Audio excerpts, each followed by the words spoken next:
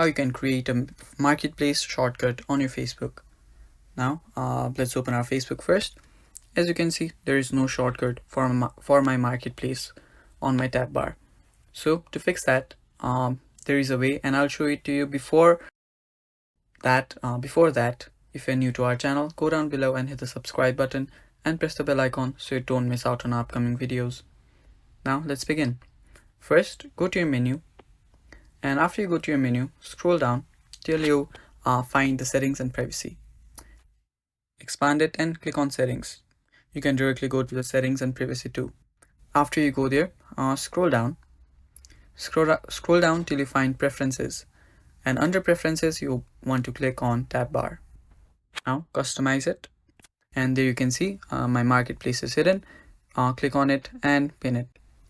Now after you've pinned your marketplace, as you can see right under my between friends and notifications, my marketplace has popped up.